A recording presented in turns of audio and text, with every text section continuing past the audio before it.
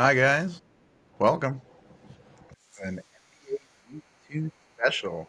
These are little segments I like doing because you know what? They didn't quite fit into the length of the episode of Sports and Shorts of Sorts. So this is Rencity coming at you with a Week 2 NBA wrap up. And yeah, let's jump right into it. My top five from last week, I think that's going to be changing a little bit. We'll get more to that. But who we had at number one last week with the Boston Celtics. And yeah, or sorry, I had them at number two last week, and they took a little dip. They lost two straight after starting 5-0, dropping first to the Minnesota Timberwolves. We'll admit, I did not think they'd be as good as they are this year, but our other loss the Celtics suffered was to the 76ers. Jason Tatum and Jaylen Brown did not show up to that game, scoring a combined 27 points between the two. It's got to be the most money spent on 27 points in the league, two less than what Porzingis put up that night. So Celtics went 1-3 in that week. Just shows they're human. They're a really good team. They just went through a little bad stretch this past week. Sticking with that division, I mentioned the Sixers beating the Celtics, now leading the division. The Celtics or the Sixers team is looking fantastic post James Harden. Like Tyrese Maxey, I've been mentioning this. He's a legit scorer in this league. He's the perfect number two to Joel Embiid. You know what they're doing together is great. And that Kelly Oubre Jr. signing, I mentioned it last week. That could be the signing of the season, just because of what he's opening up for Tobias Harris. Like I think Kelly Oubre Jr. is more comfortable being that third guy than Tobias was, and this just opens up Harris to do other things. And he's looking good. This team's looking really good under Nick Nurse. They went 4-0 in the week, beating the Raptors, Suns, a very disinterested Wizards team, and the before mentioned Celtics. But the rest of the Atlantic Division, it's all 4-4 records. So we'll start with the Raptors, and they had a nice bounce back week after a kind of a brutal start to the season. Scotty Barnes has really been the reason why. He almost had a triple double in their loss to the 76ers. But he put up huge numbers in their win over the Spurs: 30 points, 11 boards, 7 assists, and that was a comeback one in overtime, so really big. And then he almost had a triple double in a win over the Mavericks, and that's a really big win because the Mavericks are one of the best teams in the league. But they're going to need some consistent scoring from Siakam and Anunoby, the two guys that the 76ers, Patrick Beverly said, had no dog in them. But these guys are scoring. They put up big numbers against the Mavericks in the win. They just need to keep doing it consistently. That's the hardest thing. But speaking of teams going in the right direction, the Brooklyn Nets, they've been playing some really good basketball. They went 2-2 this past week, including their first in-season win over the Chicago Bulls. Their other win came over the Clippers, not giving James Harden a good welcome to one of his old teams, but Cam Thomas has been the guy to watch. I mentioned in the last episode how he's dropping almost 30 a game. His scoring's dipped a bit, and he kind of had a down night against the Clippers, going for only 14, but they were ahead in that one, didn't need him. But the game prior against the Bucks, he dropped 45. They lost to the Bucks, but yeah, they lost to the Bucks and the Celtics in a week, which a lot of teams will do. And this team is fun to watch, from Mikal Bridges to the before mentioned Cam Thomas and what looks like a healthy Ben Simmons. This team's surprising people. They can come out and beat anybody on any night. Just that's the thing, consistency in this league. But wrapping up the Atlantic, we'll go to the city so nice they named it twice. New York, New York. The Knicks, they went 2-1 this past week. Their only loss being an in-season game to the Bucks, but they really trashed Wembenyama's MSG debut, smashing the Spurs, and they had a win over Harden when his Clippers debut for the team, and Hubie Brown was really hyping it up during the Spurs Knicks game, but Mitchell Robinson, man, this guy doesn't get enough credit. An absolute beast. His rebounding's phenomenal, especially in the offensive side. He's leading the league in offensive rebounding, and his defense is something else. What do you put on Wembenyama? Like, other teams are going to try to mimic it. The only problem is they don't have Mitchell Robinson to do the mimicry, but yeah, he's really something else. And like backing him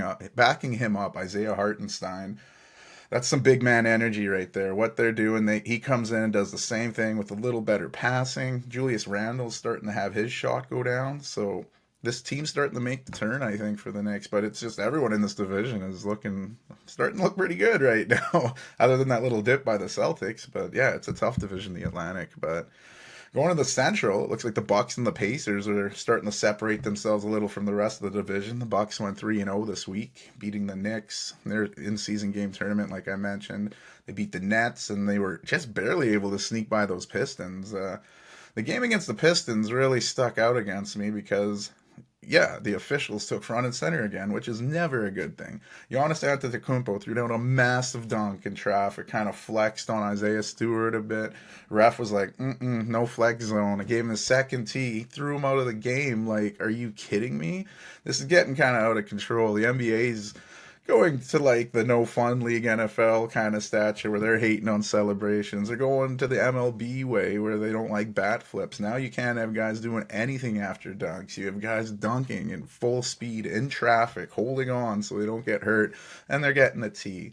It's getting a little out of control, but maybe this is just an old man yelling at a cloud moment. But man, they gotta stop giving out these soft tees. You come to see the stars throw down shit and talk that shit after, not nope, out of here. So we'll see what happens with that. But regardless, the Bucks are looking really good offensively, a little suspect defensively, which makes you worry a bit, but hopefully they can get that figured by the playoffs. But when you think Lillard, you don't think defense. You think Dame time. And when Giannis was out of that game, Dame took over to give him the win. So we'll see what happens with this Bucks team. But like I said, keeping up with the Bucks, the Indiana Pacers, and if you've been following Rencity on his NBA coverage, you know I've been hyping this team up. I said they'd be the Sacramento Kings of last season, and they went 3-1 this past week, scoring over 121 each game.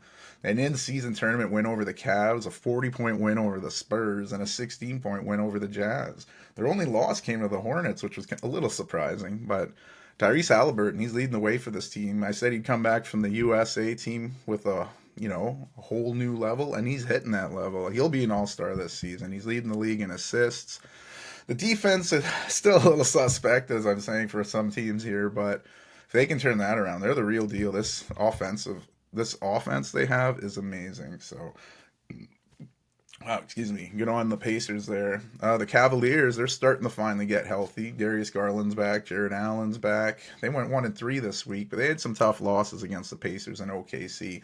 And their one win came over the Golden State Warriors, where all the all the starters scored in double digits, and Donovan Mitchell threw down 31. So, I think like Stella, they're starting to get their groove back here, but wouldn't be surprised if they went on a little run with these healthier guys. And the Bulls, they went 1-3 this week, losing to the Nets, Nuggets, then the Suns in OT.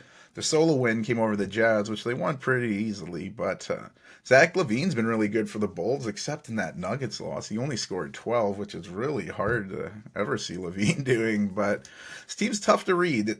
Again, it's consistency, but when they're rolling, they look pretty good. And when they're not, they look pretty bad.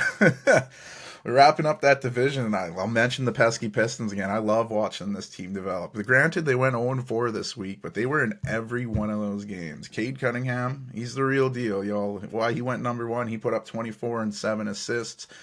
I know he missed all last season, but he's coming back with a vengeance. I think he might even get comeback player of the year. We'll see. But those games they lost, Pelicans, Suns, Warriors, Bucks, those are not easy games, and they fought hard in each one. But look out for Marcus Sasser, man. Rookie out of University of Houston. He's a scoring machine off the bench. Look at him to steal some six man of the year votes. Like, he's super scoring machine off the bench. It's like a little mini microwave, except not built like Vinnie Johnson. But rapid. Oh, where did I go here? Scroll down a bit there. And we'll go to the last division. My teleprompter was a little off. But going to the last division, the Southeast Division, we'll start with the Hawks. They only played 2 games this week, which is kind of weird. They beat the Pelicans and lost to the Thunder in a really good game. But I'm liking how this team's coming together. I mentioned DeJounte Murray and Trae Young are starting to mesh well under Quinn Snyder. And they have 8 guys averaging double figures right now. I don't think that'll last the entire season, but that's the epitome of team basketball, which is what they're doing. And you haven't said that in Atlanta in a while. The next one in the division, the Orlando Magic, they went 2-1 this week, picking up wins over the Jazz and the Lakers before losing to the Mavericks. But I don't know. I think this team's playoff bound the way they're playing. You got 6 guys averaging double figures, a two-headed beast of Franz Wagner and Paulo Banchero leading the way. But I'm really loving the emergence of Cole Anthony and Jalen Suggs, 2 high draft picks that need to make that jump for this team to make the next jump, and they're doing it. So good on them. And the Miami Heat, I was shitting on them after that rough start. Well, they went 3-0 this past week. Some of the teams aren't the biggest wins, picking up wins over the Wizards and Grizzlies. Lakers was a good win, though. And Tyler Hero is continuing to score at a sick rate. He's got a chip on his shoulder from all those trade talks this off season, but Best player on the team so far is Bam Adebayo. He's just behind Hero in scoring, and he's leading the team in rebounding and blocks. They just need to keep doing what they're doing right now. They got a good thing going. The Washington Wizards, they went 1-2 this week. Their only win coming over uh, Charlotte Hornets, which is not a very impressive win at this moment. But the Wizards dropped their games against the Heat and 76ers. Kyle Kuzma is leading the way in scoring, and he seems to be the only consistency on the team. Jordan Poole, much like his days in Golden State, he'll show up and have a great game, and then he'll disappear. But the real issue is defensively for this team. They just look disinterested at a lot of times, and it's hard to win games when you're giving up 130 a night or whatever. So, yeah, they need to figure something out on the defensive end. And wrapping up the East, we'll mention the Charlotte Hornets, who the Wizards beat last week. But they did beat the Pacers. They went 1-2 this past week, the Hornets, but beating the Pacers was a big game. And LaMelo Ball, like, he is the man to watch offensively. Not known for his defense, but what he did to Tyrese Halliburton on that last play of the game to beat the Pacers was huge for his development. Love seeing it. Two losses were the Mavs and Wizards. The latter, like I said, being a bad loss. Miles Bridges will be returning to the court soon. Many people have different opinions on that with his domestic abuse history and what exactly went down, but he is cleared to come back, and he will make a difference on this team. He's a great player. I know, like, I don't know. It's when you see what he did and then he comes back, but everything's supposed to be cool now, and you believe in second chances. But man, we'll see what happens with that. We'll head out west. We'll start in the Northwest with their defending champs, the Denver Nuggets. Went 4-0 this week, looking pretty damn good along the way. They beat Dallas in their in-season tournament game before beating the Bulls, Pelicans, and Warriors. And that game against the Warriors was great. The two last NBA champions going at it, very entertaining. And it's pretty amazing how well the Nuggets are doing with Jamal Murray missing time with that injury he's got. But Jokic, he's looking the real deal. I'd put that jersey on today. Nikola Jokic, man. Next up in that division is not a team I expected to talk about so early in the division. The Minnesota Timberwolves. I did doubt them, straight up. I know when to say I'm wrong, but it is early. I did doubt this team, saying they'd have to blow it up. What are they doing? But they're making me look pretty damn foolish. Anthony Edwards, the beast. I do want an Edwards jersey, by the way. He's something else, but averaging 28 a game, 5.3 assists. He's what makes this team go. But what's really translating in the victories is that defense. They're starting to figure out the whole Rudy Gobert dynamic. The Frenchman's leading the league in rebounds, and they're looking like the real deal. Catman, Karl Anthony Towns is a good second fiddle now. Maybe he should be the Robin to the Batman Edwards, but whatever they're doing, it's working, and they're following that confidence that Edwards carries with him everywhere he goes. The Thunder, OKC Thunder, one of my favorite teams to watch as well, mostly because of SGA and Lou Dort, that Canadian love on that team. But they went 2-1 this past week. Only loss being the best game of the in-season tournament so far, the Golden State Warriors. Look up highlights of that if you want. Wow, that if they could have every game like that in the in-season tournament, look out. But their two wins came over the Hawks and Cavs. Two good wins. SGA continues to look like an All-NBA player, and Chet Holmgren, damn. I could see him maybe stealing this from Wemby for Rookie of the Year. What he does is something else. That sucks. He missed all that last season with that injury, but being around the NBA and just taking it all, it's made a difference, I think. He's something else. Trailblazers went 1-2 this week. Their young squad was in every one of those games, much like the Pistons I mentioned earlier. They beat the Grizzlies in OT in their first ever in-season tournament game before losing the rematch to the Grizzlies. Then they'd lose a tough one to Sacramento in OT, which could have went either way. But this team's going to take its licks. They have 5 guys currently averaging double figures, and the main thing is they're competing for Chauncey Billups every night. That's what you got to ask out of a young team. So if you see them on the calendar playing your team, watch out. That's not going to be an easy dub. We'll finish with the Utah Jazz in this division. They've struggled a bit of late, going 0-4 this past week, and they were only in one of those games against the Magic. The rest were blowouts, so that's not always good. Lauri Markkanen continues to do his thing, but Jordan Clarkson, we're going to start putting him up on milk cartons.